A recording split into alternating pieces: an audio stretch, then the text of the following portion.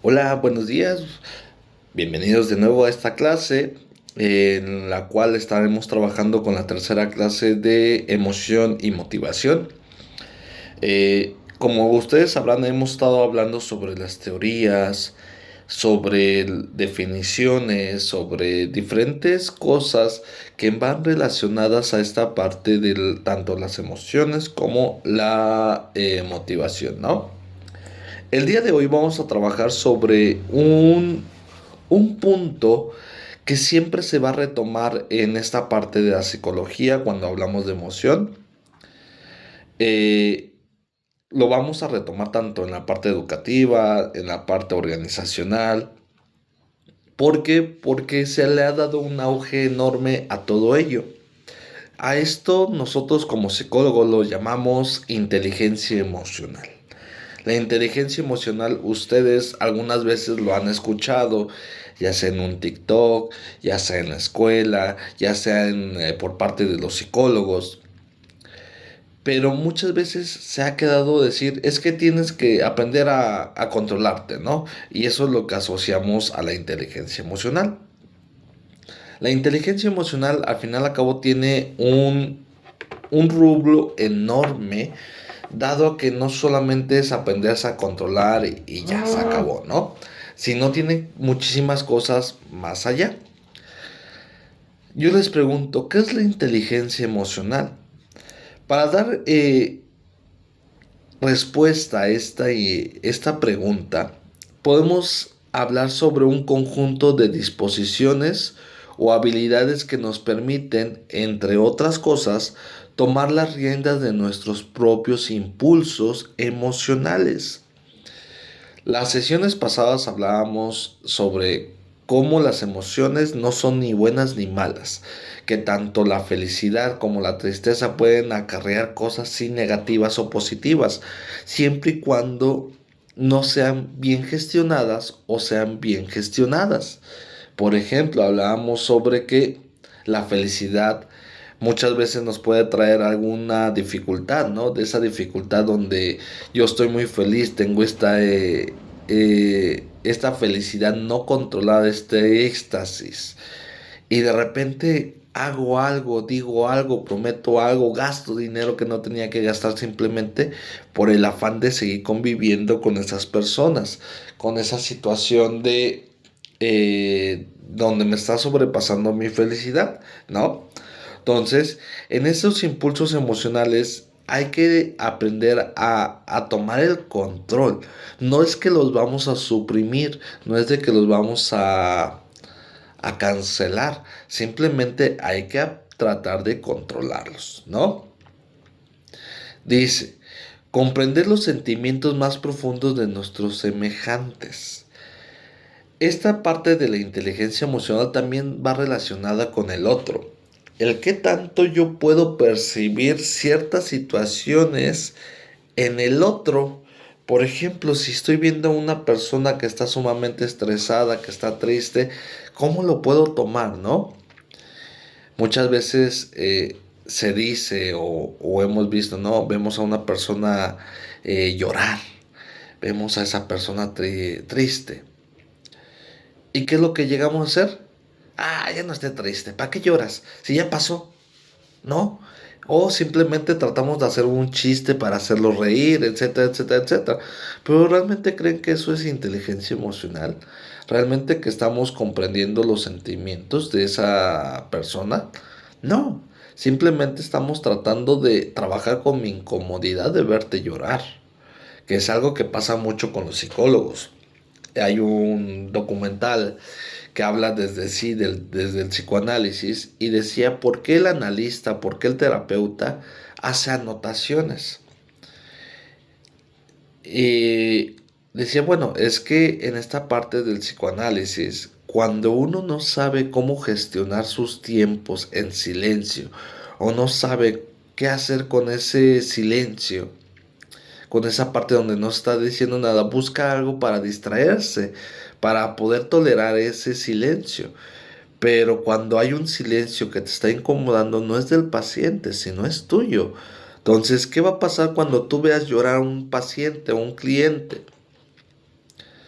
¿Vas a hacer un chistorete para que ya se le pase rápido? ¿Vas a brindarle una palabra de afecto? ¿O simplemente vas a entender por qué es ese llanto? Y vas a guiar ese llanto hacia un fin, darle un propósito a ese llanto, como se hablaba respecto a la logoterapia, ¿no? En esa parte dice que hay que manejar amablemente nuestras relaciones o dominar esa capacidad de que señaló Aristóteles de enfadarse con con la persona adecuada. Es básicamente decir, hay momentos, hay lugares y hay personas. Es decir, realmente estoy sintiendo esto y de qué forma lo voy a expresar. Es decir, muchas veces yo llego estresado del trabajo, llego cansado, llego frustrado, llego con muchas sensaciones encima. Y la primera persona que me recibe es el perro. ¿Y qué hago con el perro? Ah, ya quítate. Hasta hay quien lo avienta, lo patea, lo golpea. Y el perro, pues todo feliz de verte. Y se te acerca y con miedo, pero quiere saludarte, quiere estar contigo. ¿Y tú? ¿Qué es lo que haces? Desquitas toda esa frustración con el perro. O el animal, la esposa, el hijo. Cuando al final acabó, no estamos siguiendo esa parte de decir, no, pues el perro no me hizo nada. No tendría por qué pagar sobre toda esa situación, ni la esposa, ni el hijo, ni los allegados. ¿Por qué no vas y, pues ahora sí que te enfrentas a tu jefe? ¿No? Oportunidades que he tenido de convivir con la cultura japonesa, ¿no? Nos decían, no, es que no le hables así al jefe. ¿Cómo le vas a hablar de esa forma al jefe? Y yo así de, pues es una persona igual. Es una persona que también necesita aprender a respetar a los trabajadores, ¿no? Y decía el japonés, dice, no, no, es que ahí es decir lo que usted diga y a forma de chiste nosotros la hacíamos de, no, sí, patroncito, sí, patroncito. Cuando, pues no, se nos decía es que ustedes no sé por qué no le dicen nada al jefe. Luego es que no estamos exigiendo algo que no sea realidad. Simplemente estamos exigiendo lo que nos corresponde. Y si eso es lo que se acordó, pues se tiene que hacer. Y esa parte decía, no, pues es que veíamos a los mismos trabajadores japoneses que se desquitaban con todo el mundo. Decir, no, luego, pues, a mí no me vengas a reclamar algo que no me toca a mí. Simplemente hay que aprender a dirigirlo, hay que aprender a llevar a cabo con las personas adecuadas en el momento adecuado y con la intensidad adecuada. En esta parte hay un propósito para poder expresar toda esta situación de nuestras emociones. ¿Para qué lo vas a expresar? ¿Para hacer sentir mal al otro o para hacerte sentir bien a ti? Si es la primera, no lo hagas. ¿Por qué? Porque seguramente no te vas a sentir bien. Porque seguramente te vas a arrepentir. Y van a cambiar muchas cosas referente a ello. Entonces, hay que tener ese momento adecuado, decir, es que quiero llorar porque no quiero, no significa que llore y quiero que me vengan a apapachar, no, quiero llorar para sacar mis emociones, sacarme, sentirme bien, ¿vale? Ahora, ¿qué pasa con la sede de las pasiones?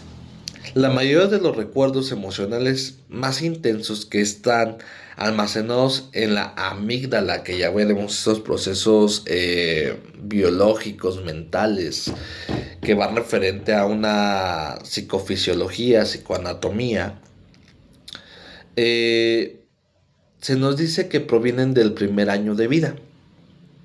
Cuando nosotros nacemos, somos seres sintientes. Ya sentimos frío, ya sentimos calor, ya sentimos incomodidad, ya sentimos muchísimas situaciones. Decían algunos expertos de este comportamiento humano, de estudios de la psicología, que el primer gran trauma del ser humano es el nacer. ¿Por qué? Porque imagínense que ustedes están en el vientre de su mamá. en esa posición fetal. No tiene ni frío, no tiene ni hambre, simplemente alguien le está satisfaciendo esa parte de sus necesidades biológicas. Simplemente están flotando ahí. Y de repente llega un doctor que te saca de la panza a un lugar frío, un quirófano frío, donde la luz ya te lastima. De repente ya empiezas a tener muchísimas sensaciones que antes no había sentido y no son tan agradables, ¿no? Y para acabarla, pues llega y te da una nalgada. Imagínense cómo ustedes sentirían ustedes, ¿no? Tanto así que cada vez que nosotros nos sentimos angustiados, vean a los bebés cómo duermen. Duermen en una posición fetal, una posición donde están todos encorvados, e incluso cuando ustedes tienen ese rompimiento amoroso, esa situación muy estresante, triste, cuando se duermen, se enconchan. Esa posición se llama posición fetal, que les trae cierta tranquilidad, ¿no? ¿Por qué? Porque es una posición que recordamos desde nuestra infancia, desde esta parte del cuando estamos en el vientre. Entonces, nosotros empezamos a identificar diferentes cosas desde nuestro primer año de vida. Que nos gusta, que no nos gusta. Hay canciones que las mamás ya ponen, ¿no? Sabe que esta canción le encanta, sonríe, juega, sí. ¿Por qué? Porque empezamos a descubrir cosas nuevas, empezamos a tener esas pasiones que no son tan lógicas, tan desarrolladas, tan trabajadas como lo sería en la cuestión de un adulto. Pero al final al cabo el niño goza, el niño tiene esas pasiones a su modo y a su criterio, ¿no? Eh, esta parte muchas veces se escapan de nuestro control. ¿Por qué? Porque no tenemos el control pleno de nuestro cuerpo. Ustedes sabrán que el niño, pues al final acabó ve su cuerpo fragmentado. No se ve una cuestión completa, sino que va a ir viéndose fragmentado. Esta es mis brazos, son mis manos, pero son aparte de mí, ¿no? Al final acabo hasta después se va a dar cuenta que todo eso que él alcanzaba a percibir, él era. Lo decía Lacan en esta cuestión del eh, estadio del espejo que más adelante tendremos que ver. Pero al final acabo ese control muchas veces viene por parte de los cuidadores, que son padre o madre, o se pretende que sean ellos. Puede ser un abuelo, puede ser un hermano, puede ser la tía, pueden ser diferentes personas, ¿no? En esta parte de nuestros recuerdos conscientes, eh, pues siempre lo vamos a tener ahí. Solamente que no nos recordamos, no siempre lo recordamos tan abiertamente, pero es algo que ya se situó en nuestra vida. Ahora, en esta parte, gran parte de nuestros estímulos, de nuestras cuestión de recibir las emociones o todo lo que entra a nosotros es por parte de la vista. El ser humano está tan acostumbrado a esta parte de la vista que usualmente le delegan toda esta responsabilidad del sentir.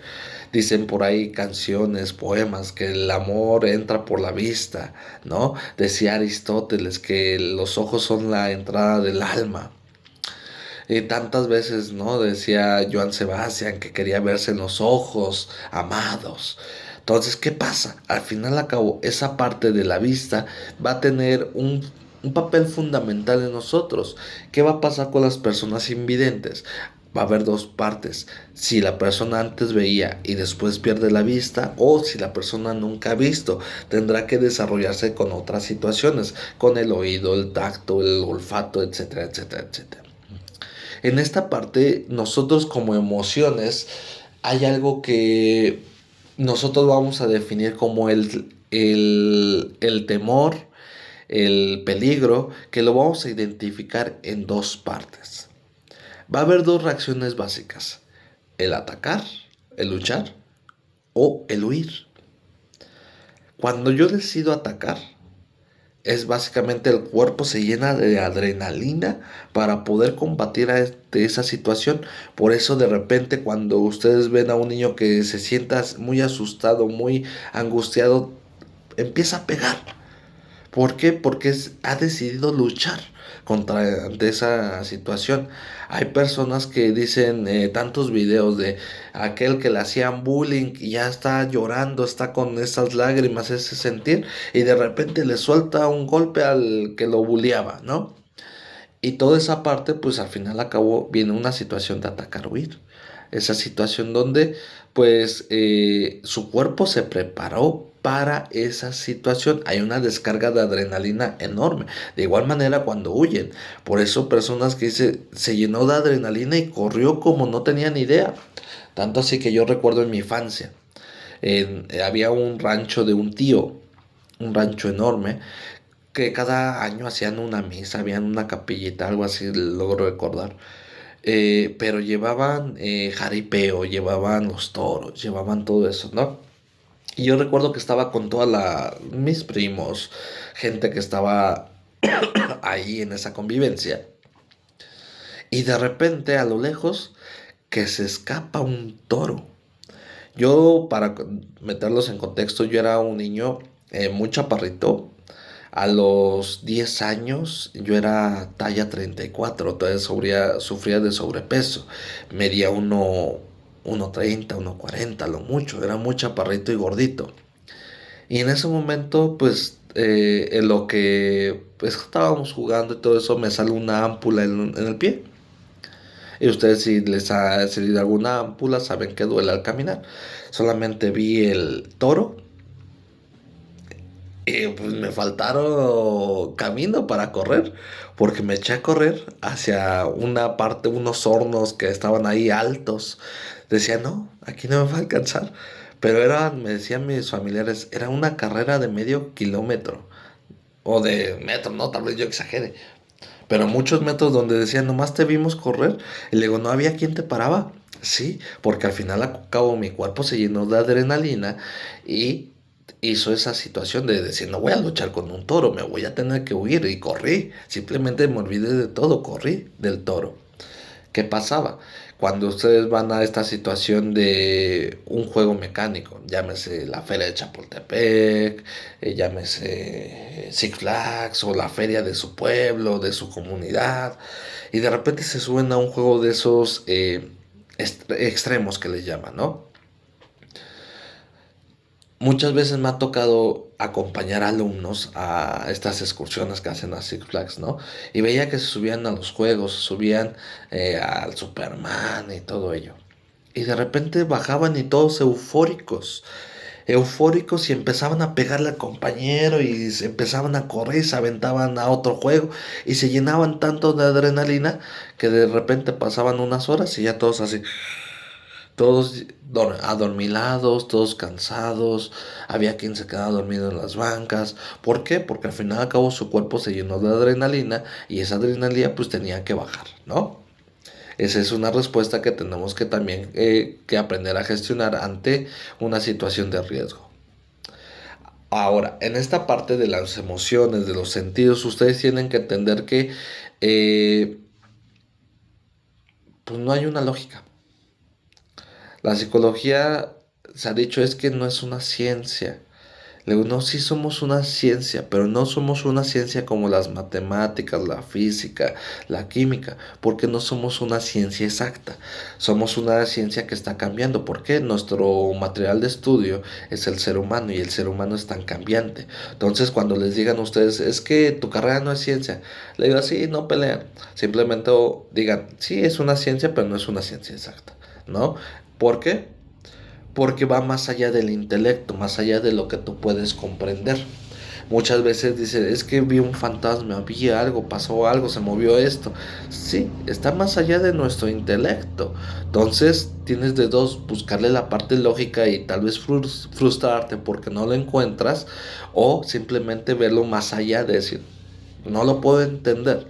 ¿Por qué? Porque hay diversos estudios a lo largo de la historia que se han observado las vidas de los chicos que puntuaban más alto en las pruebas de intelecto o han comparado sus niveles de satisfacción frente a ciertos indicadores, la felicidad, el prestigio, el éxito laboral, con otros a lo promedio.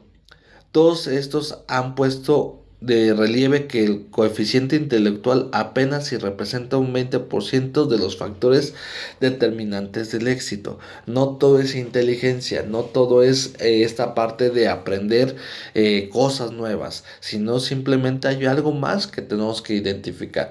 Y esto tiene que ver también con la gestión emocional. Es decir, muchas veces en los negocios, cuando usted está negociando algo, ya sea una calificación, ya sea un permiso por parte de los papás, no sé. Muchas veces se van a dar cuenta que todo ello pues no tiene nada que ver con esta parte que han aprendido en la escuela. Sin embargo, les ha abierto oportunidades. Por ejemplo, cuando yo trabajaba en bachillerato, y llegaba a reprobar a algún alumno. ¿Por qué? Porque no entregaba calificaciones, no prestaba atención, pasaba en el celular, y le iba mal en el examen, etcétera, etcétera, etcétera. Y llegaba, ¿pero por qué saqué esto? Ah, mire, le explico. Luego sacó así, así, así, así, así, ¿no? Le sacaba su calificación. Y es más, luego usted me está quedando a deber puntos. Sacó 3 y yo le estoy poniendo 5. No, profe, es que usted es bien mala onda. Le digo, ¿por qué yo soy mala onda? Si yo no te dije que no trabajaras, si yo no te dije que no hicieras las actividades, ¿no? Y le digo, mira, te voy a enseñar algo. Tú estás tratando de convencerme que yo modifique tu calificación, pero lo primero que hiciste fue atacarme. Me dijiste que era el peor profesor, que era mala onda, que no era justo, que XY. Desde ese momento yo decidí que no te voy a apoyar. ¿Por qué? Porque tu gestión emocional te está diciendo, atácalo, hiérelo. Luego a mí, luego me va a decir, ¿eres mala onda? Sí, me entra por aquí, me va a salir por acá. ¿Por qué? Porque yo entiendo por qué lo dices. Sé que no es hacia mí, sé que estás hablando de tu emoción, ¿no? Pero había alumnos que decían, bueno, trabajaron, le echaron ganas, dicen por ahí los macheteros. Que dices, bueno, le cuesta aprender esta materia, pero está poniendo todo de su empeño. Y de repente diga, profe, me gustaría saber cómo salí. Es que saqué 6.8 y quería ver esa posibilidad de las 2 décimas. Luego, solamente si se puede. Luego, yo entiendo que he fallado, que me fue mal en el examen, pero pues sí no me gustaría obtener esta calificación. Ah, luego cambió el diálogo, cambió el discurso. Luego, mira, es que mira, fíjate que ya tengo que entregar. Sí, yo lo entiendo, profe, pero bueno, si se puede, si no, no habría ningún problema. E incluso se les deja un trabajo, dices, bueno, órale va, ya, entrégame el trabajo. O sea, oye, te doy las 2 décimas. ¿Por qué? Porque hay una gestión diferente ante ello, ¿no? Muchas veces en entrevistas de trabajo yo les decía que trabajaba en el ámbito organizacional. Y de repente me tocaba hablar con jefes, me tocaba hablar con directivos. Y decía, ok, ¿y cuánto pretende? Pretende ganar. Digo, no, ok. Es esa parte del negociar, de esta parte de saber cuánto puedo obtener, ¿no? Y decía, no, bueno, primeramente cuánto está ofreciendo la empresa, la organización, cuál sería el monto máximo, ¿no? Ya no le dejas la situación de decir, yo puedo decir un número y qué tal si es un número bajo. Esa es una cuestión que se aprende en la organización, de decir, uno no avienta la primera oferta, sino decir, ¿cuánto ofrece para que yo me quede? No, pues fíjate que yo puedo dar no sé tanto. Híjole, es bajo. Luego, es una cantidad baja, pero yo pretendo tal vez lograr un punto medio, ¿no? Y esa parte de negociar no tiene que nada ver con el intelecto, sino tiene que ver con una gestión emocional, una gestión de sí lo hago. Me ha tocado entrevistar muchísima gente para organizaciones y de repente decía con chicos jóvenes que me decía, es que sí, yo soy muy bueno, tengo estos estudios, así, así, así, así, pero nunca preguntaban por el salario. Le digo, a mí como organización me conviene. Le digo, Simplemente te doy el salario mínimo, te doy el salario pues base. Porque pues al final a cabo luego, a mí es una ganancia como empresa. Pero ellos los entendía de decir, tal vez vengas de varias entrevistas de trabajo donde no se te ha dado la oportunidad. Tal vez hay algo que no cuadra en tu historia. Pero eso uno lo va identificando poco a poco.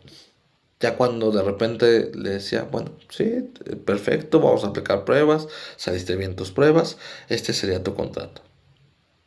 Y por las ansias llegaban a firmar. Ah, pero ¿cuánto me vas a pagar?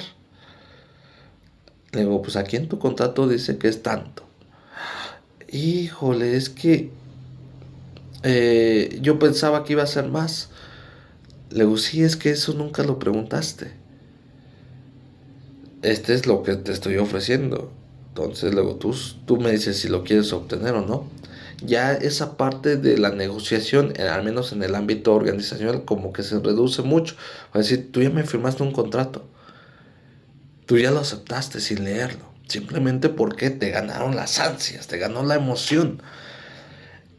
Entonces se dan cuenta cómo solamente el intelecto te lleva a... Me tocaba entrevistar personas que llegaban con 2, 3 maestrías, un doctorado, pero nada de experiencia laboral. No, fíjate, es que yo tengo, llegaban, ¿no? Doctor Diego Hernández. Ah, le digo, mucho gusto. Siéntese, Diego. Sí, es que fíjate que yo hice mi doctorado, así, así, así, así, así. No sé si tú tengas alguna maestría. Luego, luego, bueno, eso es un tema que pues, no tendría que entrar en la entrevista. Simplemente estamos viendo tu capacidad. Y llegaba a decir, no, es que yo tengo un doctorado. Ah, sí, perfecto. Cuénteme sobre su experiencia laboral. No, pues es que cuando yo salí de la universidad me fui a la maestría, estudié otra, un doctorado, pero fíjate que aquí tengo todos mis documentos. Le digo, sí, entiendo que tengas muchos estudios, pero ¿dónde quedó la experiencia? ¿Dónde quedó aquello que tú estás pidiendo con tus grados de estudios? ¿Tú cómo lo sustentas que lo sabes hacer? ¿No? Y toda esa parte ustedes lo tienen que aprender, no solamente como psicólogos organizacionales, sino como psicólogos educativos. Es decir, va a llegar el estudiante y te va a reclamar, te va a aventar todo y tú saber que no es para ti, sino es algo que se está expresando en ese momento. Va a llegar a esta persona en el ámbito clínico, decir, es que me caes gordo. Créame que en terapia me han dicho, me caes gordo, es que te odio, es que eres un tal por cual. Y luego, luego son groserías fuertes. Le digo, ¿realmente me lo estás diciendo a mí o a quién se lo quieres decir? Y es esa pregunta donde dice, no, es que no te lo estoy diciendo a ti. Le digo, perdóname. Le digo, no, yo entiendo que no era para mí, pero dime a quién se lo decías. Y empezamos con esta parte de la gestión correcta de una emoción que nosotros tenemos que aprender más allá del intelecto. También nos dice que el 80% restante depende de otro tipo de variables, tales como la clase social, la suerte, en gran medida la inteligencia emocional, ¿vale? Entonces era lo que estábamos hablando hoy en día. Claro está que hay cuestiones sociales que te van a apoyar muchísimo, ¿no? Por ejemplo, cuando nosotros llegamos a una organización de decir, ay, hoy nos tocan entrevistas. ¿Y cuántos van a venir? Pues 50, 100 candidatos. Imagínense entrevistar a 100 candidatos, siendo 5, 10 psicólogos. Al aventarse 10 entrevistas de 1 hora, pues es horrible, porque son 10 horas que estás trabajando. Entonces, ¿qué era lo que decíamos con esta parte social? Ok, estás viniendo a una entrevista de trabajo. Va a sonar feo, pero es algo que se hace mucho en las organizaciones. A dedazo tú dices, tú no, tú no, tú no, tú no, tú no. ¿Por qué? Porque muchas veces en esa parte de las organizaciones, algo que vale mucho es la vista, es esa apariencia. Decía, híjole, llegaste en tu entrevista de trabajo con tenis.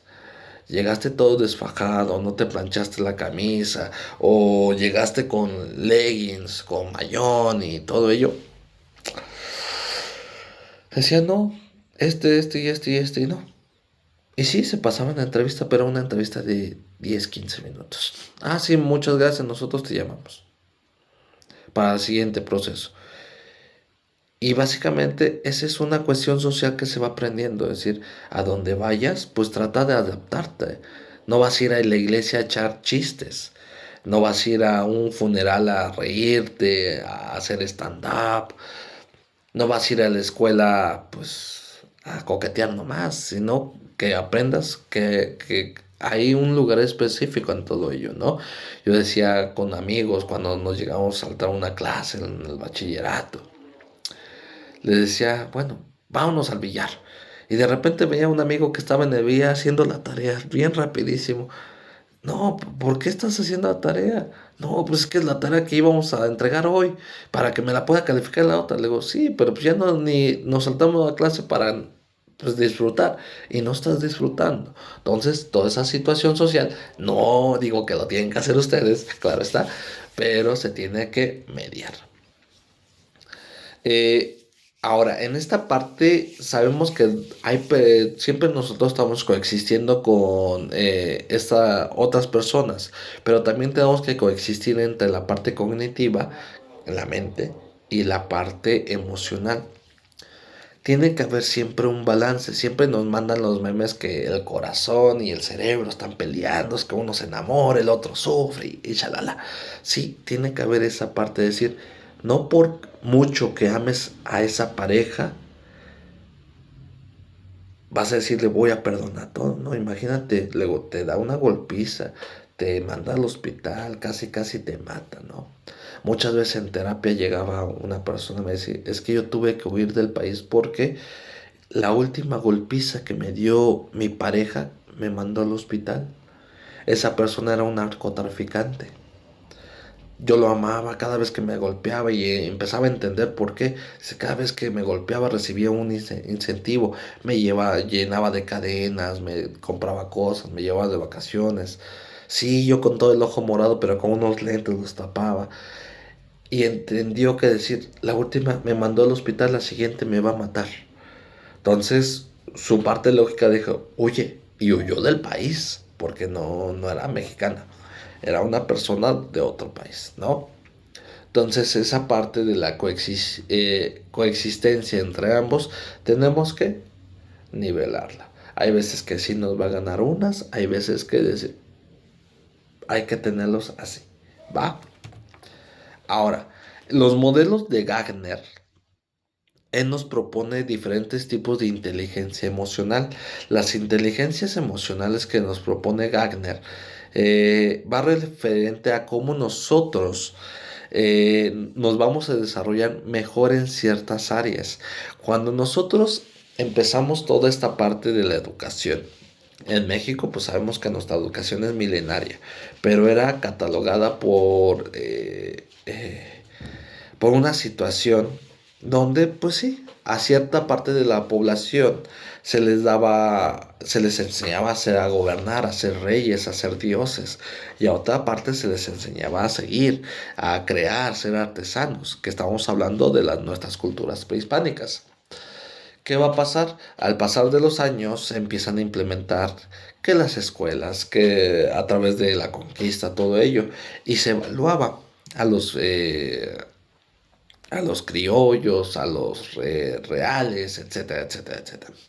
Tanto así que llegó el punto donde se creía que la inteligencia se iba a medir con un examen. ¿Cuántas veces chicos se han quedado sin una carrera porque no pasaron un examen? Que es caso del Politécnico, caso de la UNAM, caso de las diferentes universidades públicas que hacen un examen. Y está bien, evalúa conocimientos, pero el examen solamente evalúa un área específico y esa área específica es la cognición o la memoria en ciertos casos, ¿no?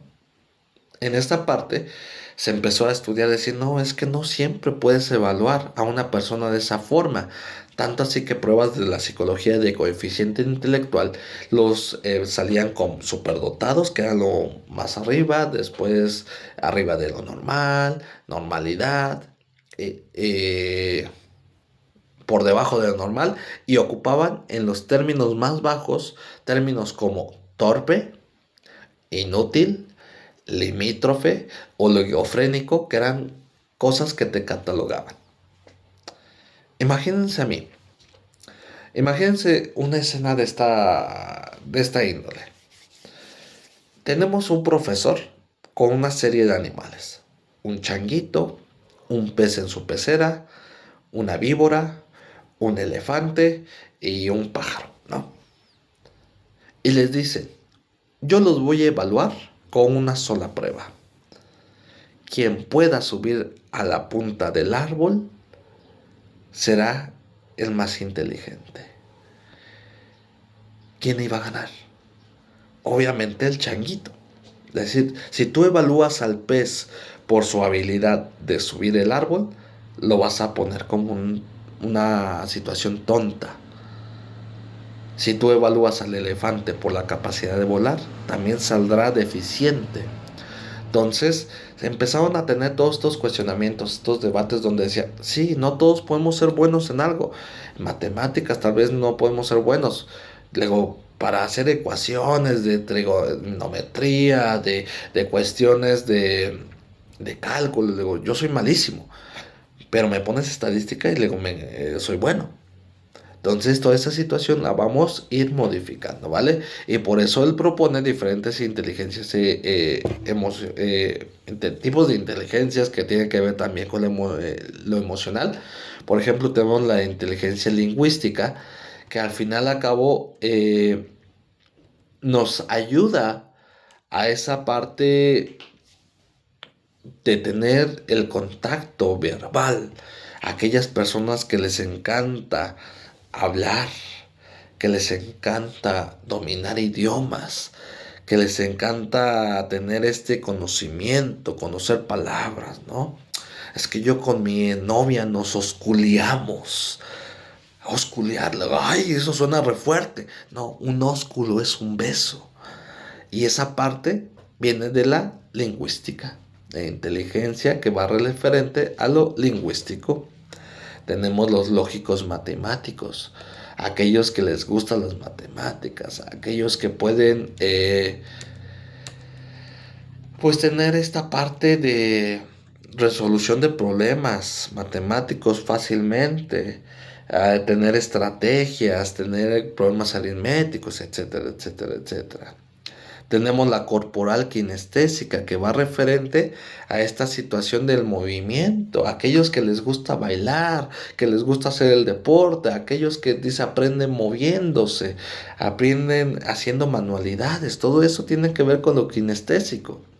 Lo visual o espacial, aquellos que dicen, yo puedo diseñar un cuarto, es decir, yo llego a mi cuarto y me le quedo viendo, aquí voy a poner la cama, aquí la tela, aquí el ropero, así, así, y ya lo vieron, ya lo plasmaron. Es decir, tienen esa habilidad visual de decir, pues son tantos metros de aquí a allá. O pues más o menos esto es lo que mide eso, ¿no? Hay una situación espacial. Hay una cuestión musical, aquellos que tararean, aquellos que cantan, que tocan un instrumento, que pueden seguir un ritmo, ¿no?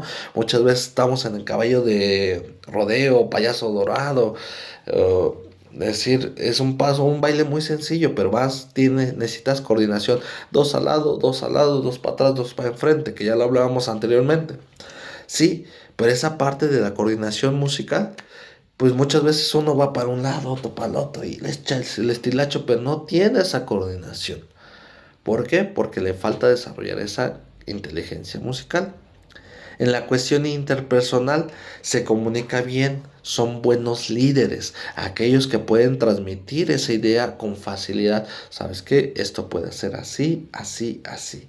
En la cuestión intrapersonal es propia, aquella que tiene una autoevaluación correcta de sí mismos, hay una autoestima adecuada, hay una cuestión personal que le facilita lo social. Entonces puede decir, fíjate que sí, me equivoqué en esto, puedo mejorarlo.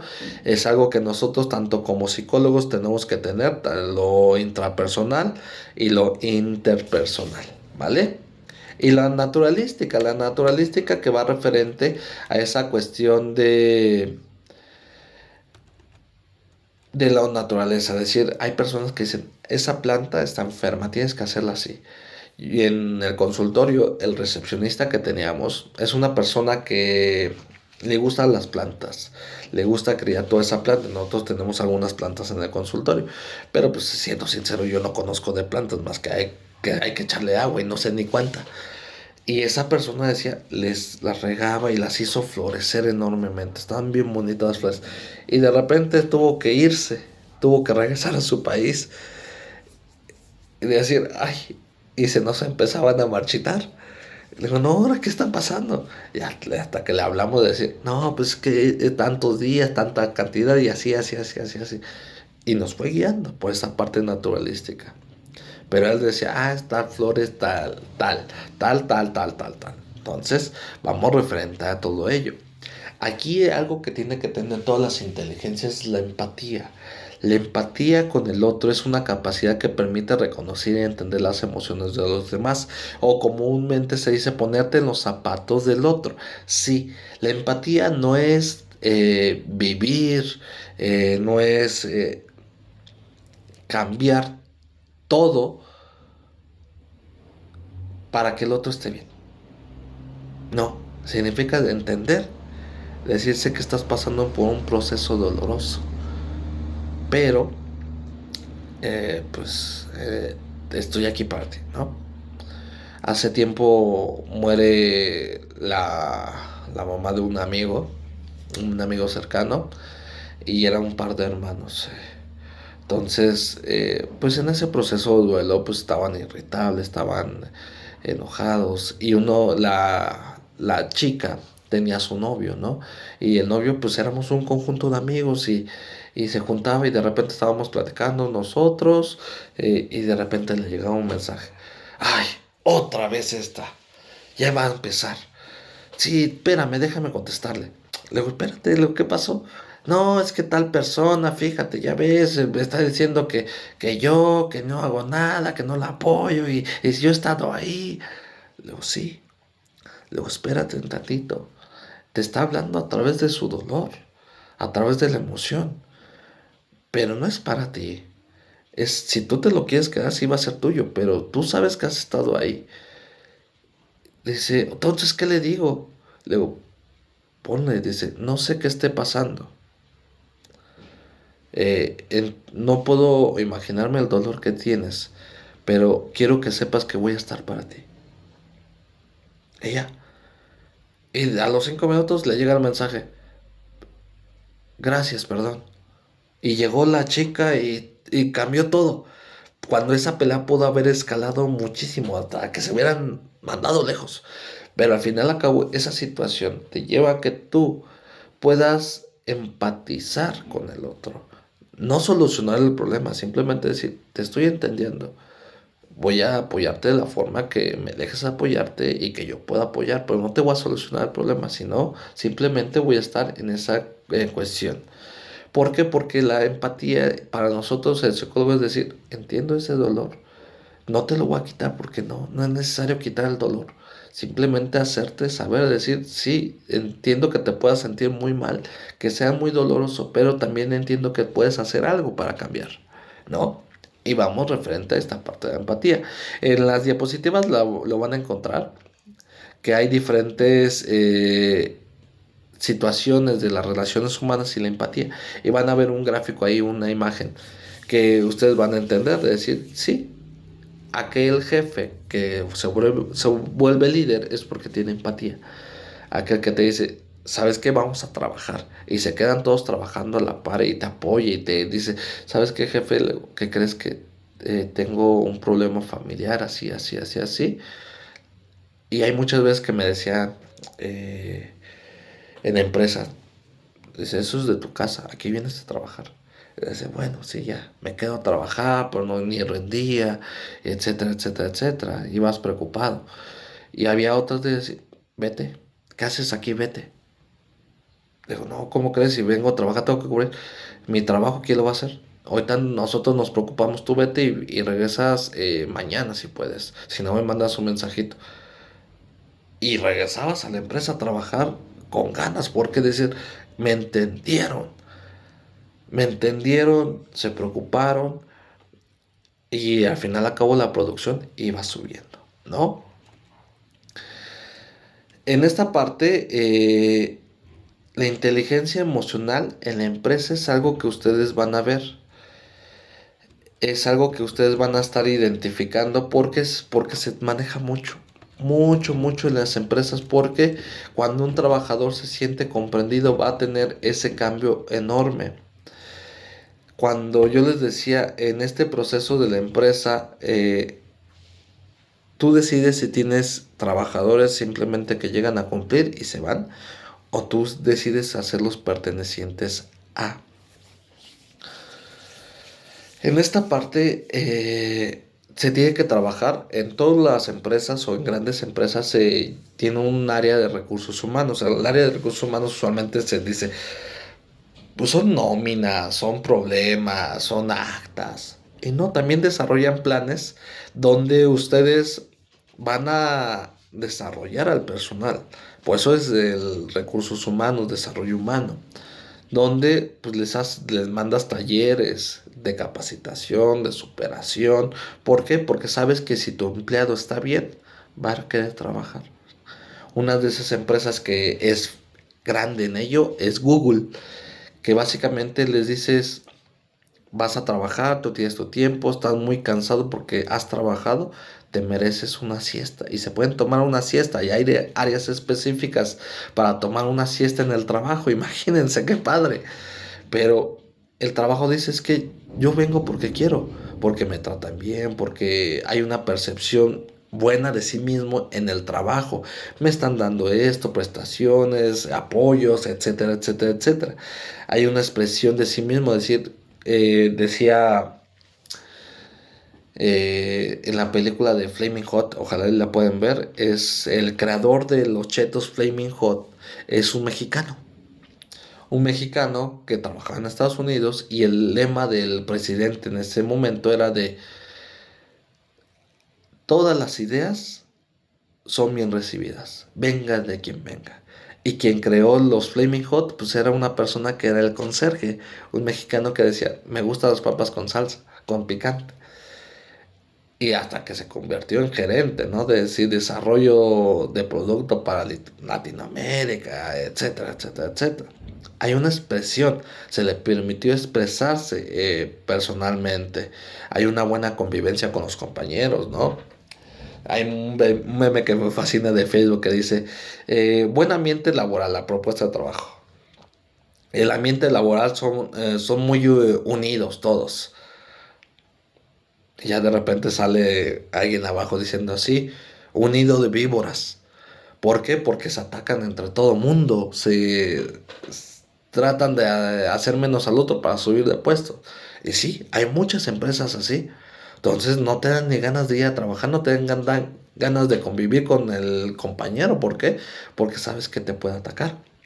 Pero cuando tú dices, pues está chévere, el ambiente de trabajo se convive, me llevo bien con la gente, uno dice, pues yo llego, trabajo, hago lo que es mío. Hay veces que sí me van a llamar la atención por situaciones, pero te llaman la atención de una forma adecuada. Es decir, no, no me van a exponer, ¿no? Yo hasta tiempo atrás me decía, no, es que no, sí, silencio, Diego, no digas nada porque te van a correr. Ya cuando digan, no, ya no me voy a aguantar nada, ya voy a decir. Y llega una persona que decía, es que tú le tienes que dar el código a los estudiantes para que ingresen a la plataforma. Le digo, sí, yo se los di, yo se los doy, ya se los di hace 2, 3 meses. Es que me están diciendo que no. Le digo, ahí están las pruebas, yo tengo todas las pruebas de que eso, es más, me firmaron. No, es que seguramente no está haciendo bien tu trabajo. Le digo, momento, enfrente de clase. Le digo, si me vas a decir algo en tu oficina, porque aquí no es el momento, no es el momento adecuado, y si me vas a llamar la atención, que sea de una forma adecuada. ¿Por qué? Porque eso puede considerarse como acoso laboral. No, es que le digo, hay que hacer bien las cosas. Le digo, no, perdóneme, pero yo no me voy a quedar a escuchar un reclamo injustificado por parte suya. Ya al final a cabo me dice, bueno, te espero en mi oficina. Le digo, sí. Le digo, hay una situación ahí de donde la persona por su estrés, por su situación, por su mal manejo de emociones, no lidia bien con esa frustración y se la quiere aventar al otro, que era lo que hablábamos con lo interpersonal. Y su toma de decisiones pues se ve afectada, ¿no? Cuando dices que tienen que hacer esto así, así, así, así, y lo hacemos y no funciona, es que ¿por qué lo hicieron así? Usted nos dijo. Y vamos referente a todo ello, ¿vale? En esta parte encontrarán que hay una tarea. Aquí se las explico, se las dejé las diapositivas. Ustedes van a hablar sobre el secuestro emocional. Quiero que me hagan un video noticia. Ahorita les voy a compartir diferentes ejemplos para que los puedan tener. Que informen sobre ello, del secuestro emocional. Cómo es, cómo se identifica, ustedes les metan las características que ustedes quieran, su creatividad, pero tiene que ser rápido, 3 minutitos. Van a crear ese video y lo van a subir. Recuerden que todas las tareas se suben, en este caso los videos se suben a YouTube y me mandan el link para poderlo checar, ¿vale? Entonces, eso sería todo por mi parte. Espero que haya muchas dudas, espero que haya muchas dudas y que me las hagan saber por comentarios, por mensaje. Hasta luego.